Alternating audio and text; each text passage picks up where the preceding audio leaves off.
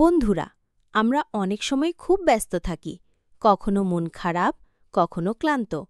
তোমরা কি জানো, রসূল সাল্লাল্লাহু আলাইহি ওয়াসাল্লামের থেকে শোনা এক সহজ কিন্তু অসাধারণ আমল আছে, যা আমাদের মনকে শান্তি দেয়, আল্লাহর কাছে কাছে নিয়ে যায়, যা শুধু 2 মিনিটেই পড়া যায়, তবুও জান্নাতের দরজা খুলে দিতে পারে ইনশাআল্লাহ। তাই রোজানায় ৩৩ বার বলো, সুবহানাল্লাহ, অর্থাৎ আল্লাহ পবিত্র। তারপর ৩৩ বার বলো, আলহামদুলিল্লাহ, অর্থাৎ সব প্রশংসা আল্লাহরই জন্য। আর শেষে ৩৩ বার বলো, আল্লাহু আকবার, অর্থাৎ আল্লাহ সবচেয়ে বড়। এই জিকির আমরা কখন করব?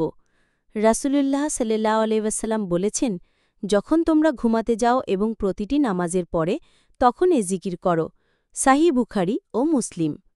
বন্ধুরা, একবার ফাতিমা রাদিয়াল্লাহ গৃহস্থালির কাজ করে খুব ক্লান্ত হয়ে পড়েন। তিনি রাসূল সাল্লাল্লাহু আলাইহি ওয়াসাল্লামের কাছে গিয়ে দাসী চাইলে রাসূল সাল্লাল্লাহু আলাইহি ওয়াসাল্লাম বললেন, ফাতিমা, তোমাকে কি আমি এমন কিছু না বলে দিই যা দাসীর থেকেও উত্তম? তারপর তিনি এই আমল শিখালেন, ৩৩ বার সুবহানাল্লাহ, ৩৩ বার আলহামদুলিল্লাহ, ৩৪ বার আল্লাহু আকবার। আমাদেরও জীবন ক্লান্তিকর, কিন্তু যদি আমরা এই ছোট্ট আমলটা করি, তোমার মনকে করবে প্রশান্ত, আল্লাহর কাছে তোমার বন্ধন আরও মজবুত হবে। তো আজ থেকেই শুরু করো এই ৩ বাক্য, আর দেখো কিভাবে জীবনে আসে বরকত ও আনন্দ। এই ছিল আজকের শিক্ষা মিল্কিজ মেসেজ থেকে।